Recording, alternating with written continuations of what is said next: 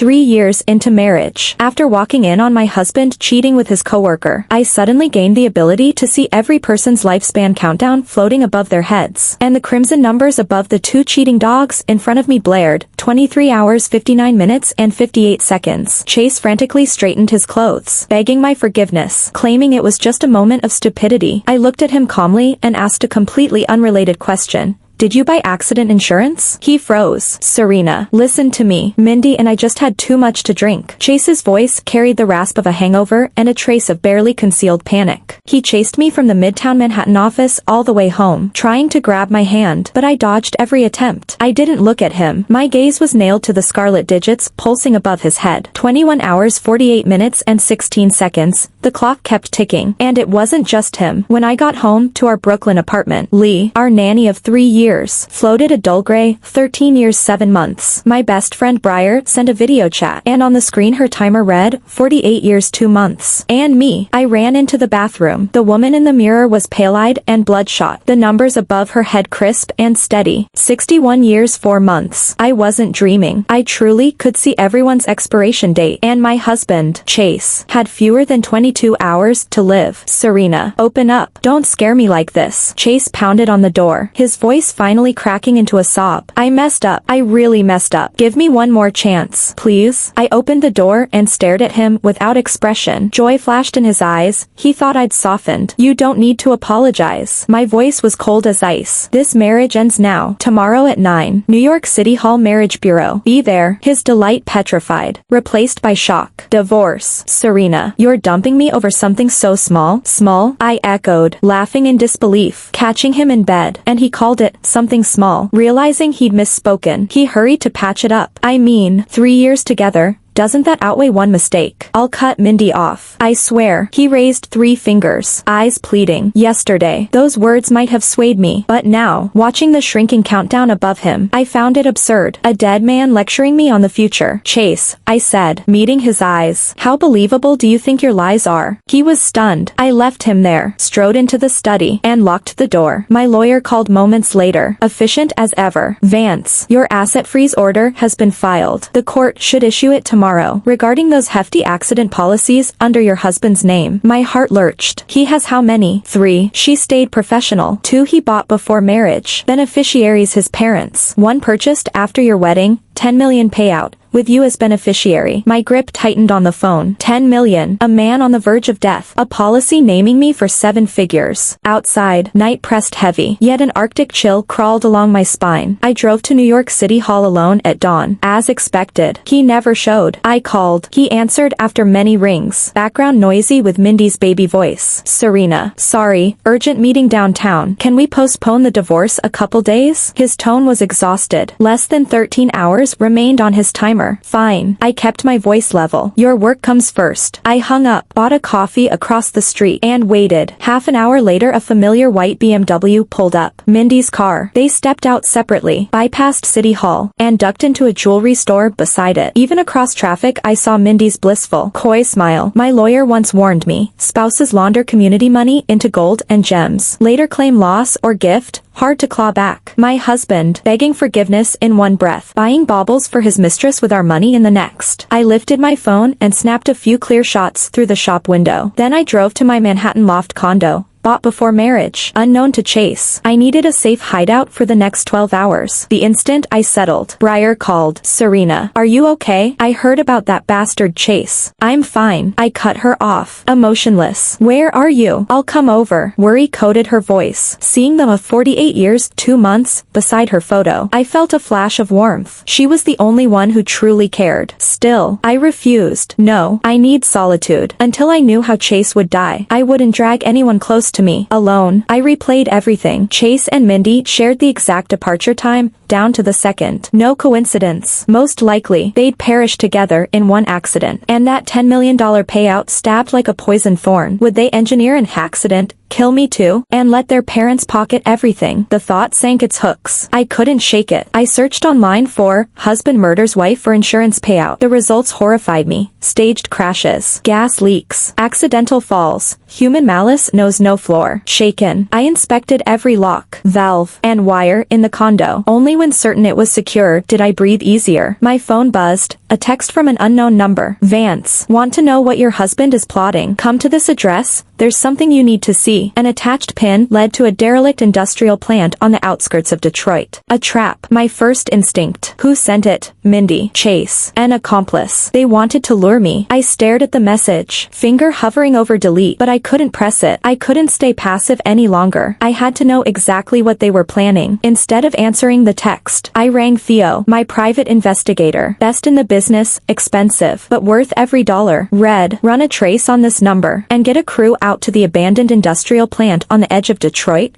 Wire it with the most discreet cameras you've got. I want eyes on everything that moves. No problem, Serena. I hung up and stared out the window. The sky was darkening. Chase and Mindy's lifespans now read less than 5 hours. My pulse hammered, not from fear, but from a tremor equal parts rage and anticipation. An hour later Theo's video link landed in my inbox. I clicked. The feed was dim, yet the factory floor was crystal clear. Chase and Mindy were both there, talking to a bulldog-faced man spinning a baseball bat. Once it's done, the balance hits your account, every cent, Chase said, pulling a brick of cash from his bag and holding it out. Bulldog weighed the stack and grinned. Relax, Vance. My work's surgical. Clean as an accident. Ice flooded my veins. They really were going to kill me. But, Chase, do we have to go this far? Mindy's voice quavered, betraying a flicker of panic. If something goes sideways, we're looking at prison. Shut it, Chase hissed. Serena's already hired counsel to freeze my assets. We move or we lose everything. He paused, voice softening as he pulled her close. Babe, don't wobble. Once the policy pays out, we'll vanish by some island. Just us. This is for our future. She nestled against his chest, silent, watching them through the screen. I felt my stomach lurch. For their tomorrow, they were willing to erase my today. What a perfect pair of dead lovers. I closed the video and forced myself cold. Witnesses and evidence blocked. I could dial the cops right now and tag them with an attempted murder charge. But a few years behind bars wouldn't buy me peace. It would only postpone their vengeance. Top right corner of the monitor, 8 p.m. For hours until their clocks hit 0. No police. I wanted them to pay at maximum interest. An idea took root, feral and fast. I lifted my phone and called Chase. It rang so long I thought he'd ignore it. Then he answered, annoyed. What now? I pinched my voice into a sob, fragile. Breaking. Chase. Where are you? I need to see you. Let's not divorce. I forgive you. Silence. I pictured the disbelief lighting up his greedy face. Half a minute later, he ventured. Serena. You mean that? Yes, I whimpered. Sitting here alone, I realized I can't throw away 3 years. Tell me where you are and I'll come. No, stay put. He blurted. Give me the address. I'll come to you. Hook set. I recited my Manhattan loft condo location. Then added, I drove over earlier. The Mini's brakes feel soft. Be careful on the way. I stressed the word brakes, handing them the knife. Got it. Wait for me. I hung up and texted Theo. Send a man to my building's garage. On the red Mini Cooper. Nick the brake line tubing. Make it invisible. Done. I sat on the couch and waited. Calm as a priestess before sacrifice. Minutes bled. Chase's countdown raced. 1 hour and 30 minutes. He should arrive any moment. I edged the curtain aside and scanned the street. Mindy's white BMW idled in a shadow slot across the way, ever cautious. Soon Chase appeared. He circled the block first, casing the area, then rang. Serena. I'm downstairs. Security's tight. Can't get up. Hang on. I'll come down. I didn't move. He was testing me. Had I walked into the trap, a man with a bat would have finished me in the lobby. 5 minutes later, I called back, injecting worry. Where are you? I was in the elevator. No signal. Perfect alibi. He hesitated, then murmured to someone. She never left. Abort for now. Pull back. Fish fully netted. I killed the call, stepped to the foyer, and drew the stun baton from the shoe cabinet. Doorbell. Through the peephole, Chase alone, wearing his repentant husband's smile. I opened. Serena. I jabbed the baton into his gut. BZZZT. He dropped. Twitching. I dragged him inside. Trussed him with hemp rope. Gagged him with a towel. His phone lay on the rug. I pressed his thumb to unlock it. WhatsApp top thread. Baby.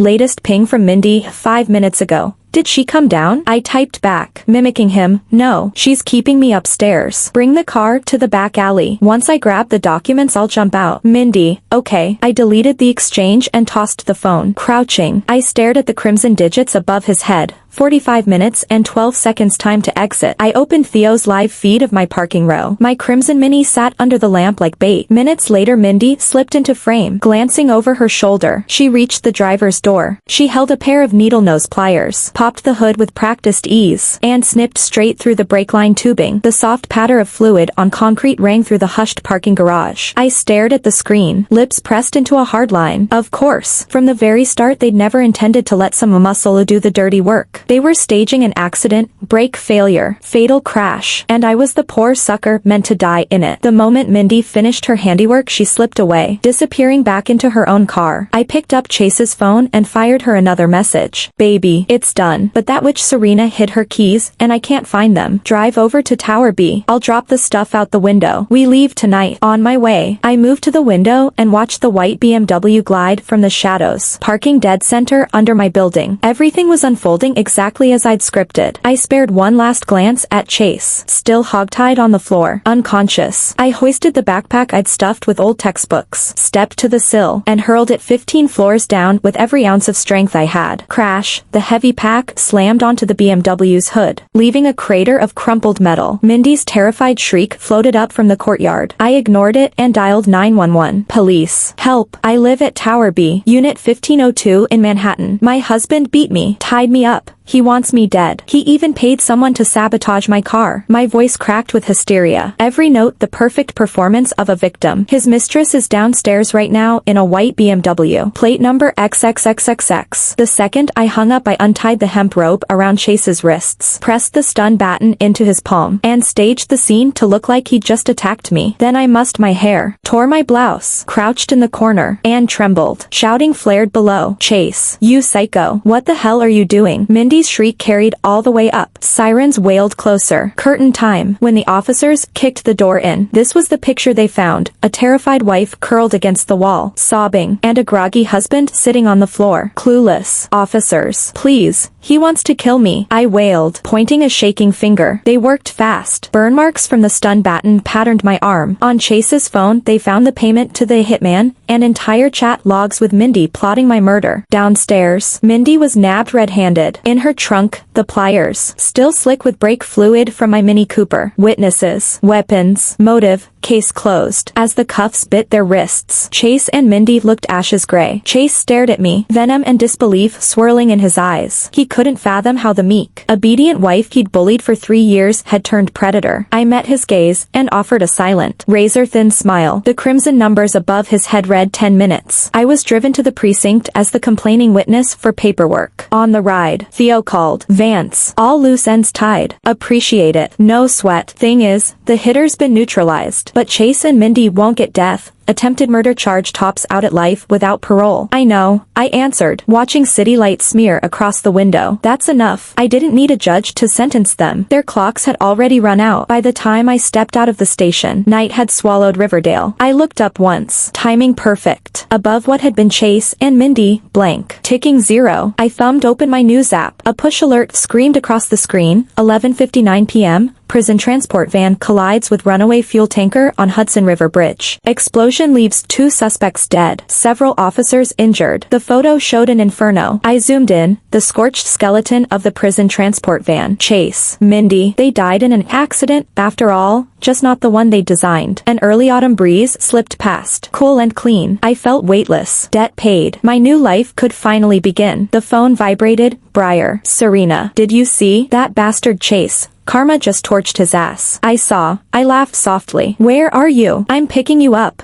Drinks on me. To freedom. Girlfriend. Deal. I texted her the precinct address and hung up. 15 minutes later Briar's car slid to the curb. She hopped out and wrapped me in a fierce hug. It's over, Serena. Yeah. I rested against her shoulder, soaking in the warmth. Then I glanced up and froze. What had been a peaceful gray, 48 years 2 months, above her head was now a blinding, blood-red, 3 days 0 hours 15 minutes 28 seconds my blood turned to slush. Why? Why had Briar's death leaped from decades away to 3 days? What could happen in 72 hours? Serena, you okay? You look like you've seen a ghost. Briar squeezed my shoulders, worry clouding her eyes. I snapped back, heart hammering, and forced a smile that felt like broken glass. Just wiped out. Of course you are. She stroked my hair. Let's get food in you. My treat. She ushered me into the passenger seat. All the way through downtown Manhattan I studied her out of the corner of my eye. She glowed with relief, rattling off fresh gossip about Chase and Mindy, every sentence dripping contempt for them and tender concern for me. Yet above her that scarlet countdown pulsed like a cruel joke, reminding me nothing was finished. My gift doesn't glitch. Some choice still unmade, was about to slash her life to ribbons. Briar's death date had suddenly jumped ahead. There had to be a reason, and that reason almost certainly involved me. Could it be that Chase and Mindy's deaths had dragged her down with them? I didn't dare keep thinking about it. The car stopped at a private bistro I frequent in Brooklyn. Briar ordered every dish I loved. Eat more. You've lost weight, she said, piling food onto my plate. I moved my fork mechanically, mind churning like a blender. The meal tasted like sawdust. On the drive home I finally cracked. Briar, have you run into any trouble lately? Her hands tightened on the wheel for a split second. Then she laughed. No, nothing. Stop overthinking. She was smiling, but I caught the flicker of unease in her eyes. She was lying. Back inside my Manhattan loft condo, Briar insisted on staying the night. I didn't argue. I had to find out what was happening to her. Late at night I lay in bed feigning sleep. Briar tossed and turned beside me, wide awake. After half an hour she slipped out and tiptoed to the living room. I followed, padding barefoot, and peered around the doorframe. She was on her phone, voice hushed. I was too far to catch sentences, only fragments. Money, handle, final. My stomach sank. Something was definitely being hidden, and it sounded like a money problem. Gambling debts. Loan sharks. When the call ended she stood motionless, then drifted to my purse. Inside was the 10 grand cash I just pulled from the bank for Theo's final invoice. I held my breath, heart hammering. Her hand reached in. She unzipped the inner pocket. Ice filled my chest. My best friend, fresh off my own nightmare of betrayal, was about to steal from me. But the next second I froze for a different reason. Instead of taking the stack, she drew a bank card from her own pocket and slid it into a hidden slit in my wallet. Only then did she exhale and head back to bed. I stood rooted, unable to process what I'd seen. When her breathing deepened, I crept out again and pulled out the alien card. 6 digits were scribbled on the back. I hesitated, then opened my banking app and keyed in the numbers. The balance made me gasp. 5 million. Exactly 5 million. Briar was an ordinary 9-to-5er pulling barely 5-figure salaries.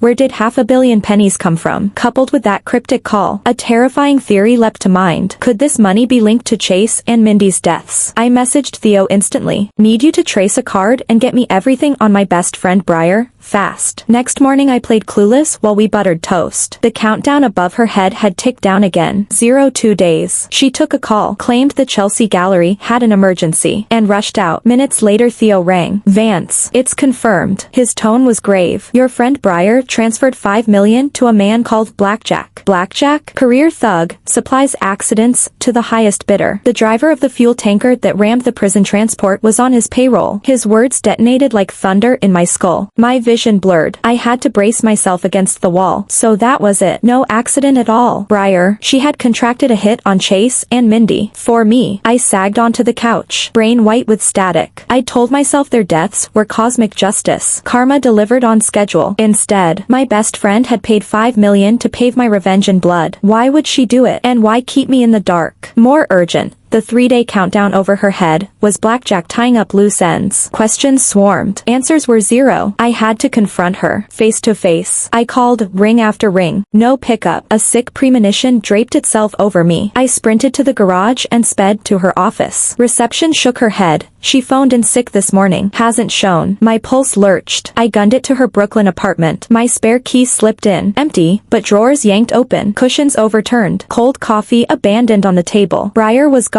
Taken. Blackjack flashed across my mind. I dialed Theo, voice shaking so hard the phone almost jumped. Red. I need everything on Blackjack. Current location, safe houses, all of it. Vance, stay calm. He's dangerous, don't go near him. I can't stay calm. I yelled. My friend's in his hands, she could die. A pause. All right, sending files now. The weight was pure acid in my veins. I sat amid the chaos of her apartment, watching the crimson digits shrink overhead, blades twisting in my chest. Because of me, if she got hurt, I'd never forgive myself. An hour later Theo called back. Found him. Headquarters is an abandoned pier warehouse in Eastport. Send me the address. Police have been notified. Too slow. I stared at the countdown, less than 20 hours left. Before uniforms get there she could. I couldn't finish. I hung up, fired the ignition, and shot toward the docks. I won't let Briar get killed. Not a chance. On the freeway, I forced my panic into a grid. Walking in empty-handed was suicide. I needed a plan, something that would pull her out alive and bring us both back. My gaze landed on the backpack sitting in the passenger seat. It was the one I had prepared yesterday to smash Mindy's windshield with, still stuffed with a dozen thick, second-hand hardbacks. A bold plan took shape in my head. I didn't drive straight to the pier. Instead, I stopped at a Detroit hardware store and bought a big coil of hemp rope and several jerry cans of gasoline. Then I parked about a mile from the Eastport warehouse. Night was the best cover. Hoisting the heavy pack,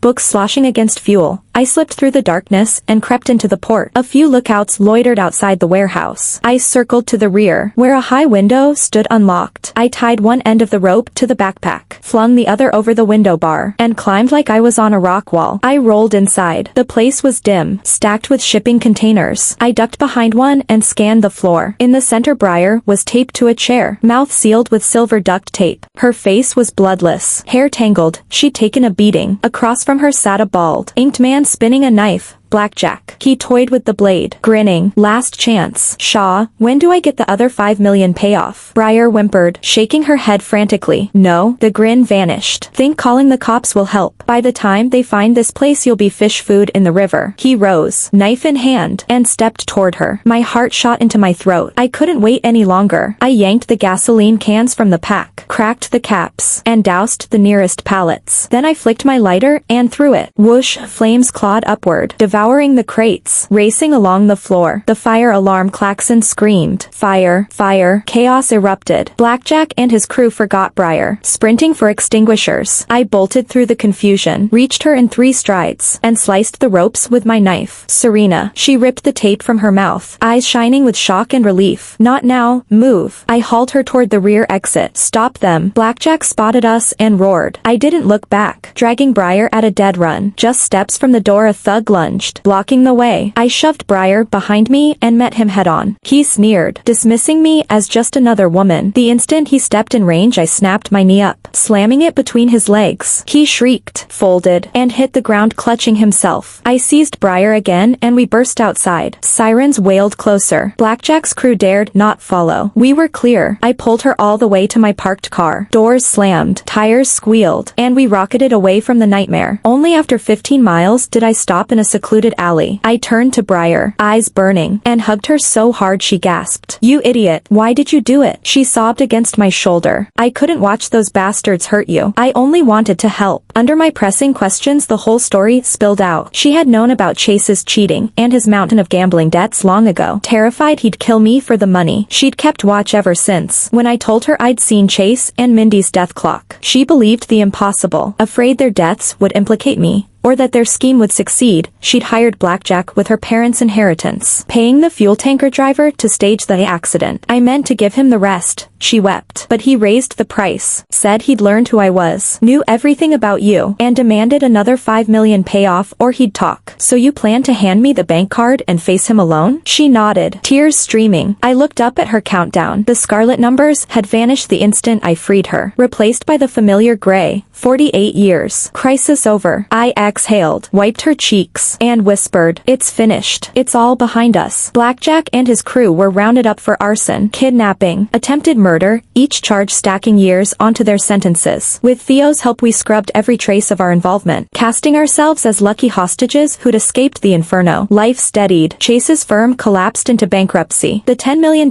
policy was voided for intentional wrongdoing, but an asset freeze order let me claw back what was mine. Using that money Briar and I opened our florist boutique in Midtown Manhattan. Days turned calm, fragrant with white roses, almost enough to make me forget the numbers floating above every head, until one afternoon a man in a tailored suit stepped through the shop door. He introduced himself as Chase's distant cousin, Julian, come to apologize on his behalf. He stood among the white roses, smiling with polished grace. But when I glanced at his crown, my blood froze. Not gray, not red, blinding gold. 999 years. Worse. The instant his eyes met mine, my own gray, 61 years, began to stutter, flicker, and then, digit by digit, burn to the same impossible gold. Thank you for listening. If you enjoyed the story, please like and share it with friends. We look forward to your thoughts in the comments. Don't forget to subscribe for more tales. See you next time.